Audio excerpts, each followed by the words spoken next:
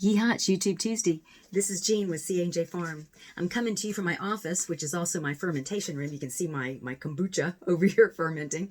And it's also where I store everything for the herbal course, which we're fixing to start in April. And so excited about it. This will be our second year. And we have, right now we still have 2 openings left. So if anybody's out there local that wants to come to the herbalist course, just let me know because we will fill them. Last year we wound up with 11 ladies. Really we could only take 10, but we squeezed in another person because it was just so great. She wanted to come with a friend that was in the class. So, but it worked out, you know.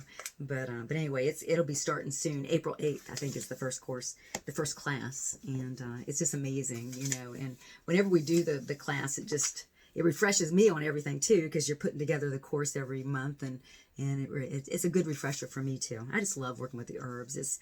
I feel so blessed to be working with the herbs and with music like I'm doing with the drum circles and my guitar and things like that. So just working with music and the herbs, what more can I ask for?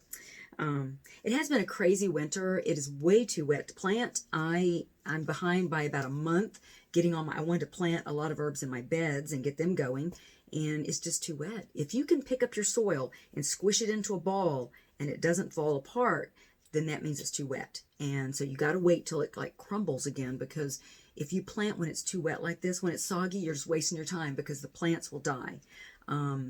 Their roots won't get any air, and they need air as much as they need the water, really. So it's really kind of better to be a little on the dry side than too wet like this, but what can you do? And I'm sure the big farmers are really stressing about it because they're not being able to get in their fields and prepare them at all. So farming, even on a tiny scale like I'm doing, is so challenging because you're so weather affected. And but all you can do is keep going and love the parts that are wonderful. You know, like working with the herbs and with music, and you know, I feel very blessed to be doing what I'm doing.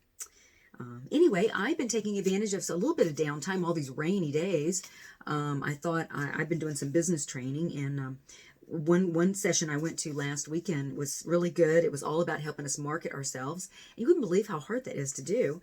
And one thing was just introducing yourself without going on and on and on and on, because when you start talking about everything you're doing, when somebody says, "Oh, what do you do?" and you start going on and on and on, they just kind of glaze over. And, you know, so you got to figure out a way to do it quickly to pique their interest and have them ask for more and have them ask for your business cards, you know. So anyway, I'll read you my elevator speech, which is your short introduction. So you wouldn't believe how hard this was to do. Hi, I am a trained herbalist focusing on sharing natural wellness education. I can help you live a healthier, more joy-filled life. And after I say that, that's supposed to interest them. And then they ask me, "Oh, how do you do that?" So then I can talk more.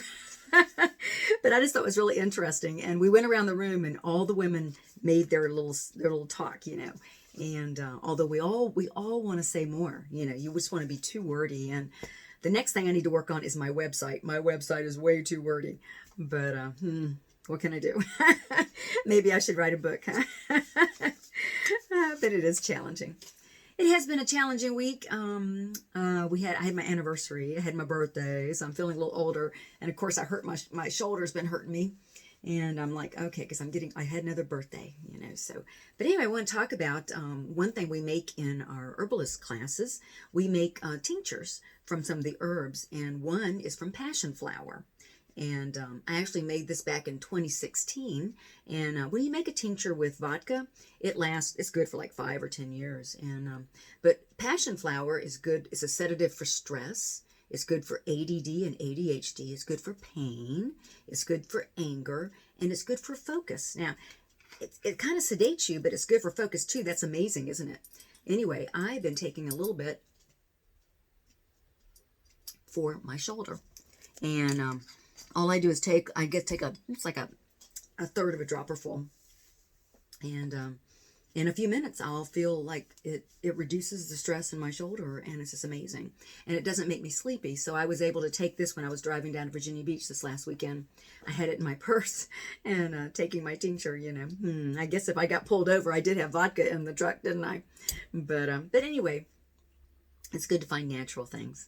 But things are going well here. The dogs, they need a brushing bad. They've been out in the rain for all week, and they are just a mess. But dogs are funny, you know, because in the morning when I go out there and feed them, and I bring their food out. They love to come in for a group hug, right? But when they're all wet, they don't like it, so they stay back. They're like, because if you touch them, the water comes from the outside of their fur and goes down to their skin and makes them cold, so they don't like that. So you don't touch them when they're wet. You just kind of touch their nose and say good morning. But I need to give them a good brushing. They're a mess.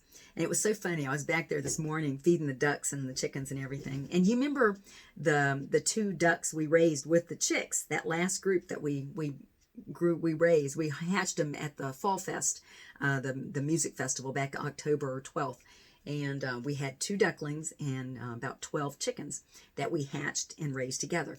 Well, you know, they were friends. They grew up, you know, and a few weeks back, the ducks were big enough to move over into the duck area. So it's 1 hen and 1 drake. And and the duck area is right next to where the chicks were, where the chickens and the ducks were raised. So all they had is this little wire. And I swear, now the hen doesn't do this, but the drake, every time I go out there, he's the only duck. He's at the wire talking to the chickens. I swear his little beak's moving and they're just standing there talking. I've not seen the hen do that. But you know, animals do communicate. They really do. And it's just like poultry world out there. They just do their own thing. And but they don't like it this wet either. I tell you, it's all wet chickens and wet dogs out there.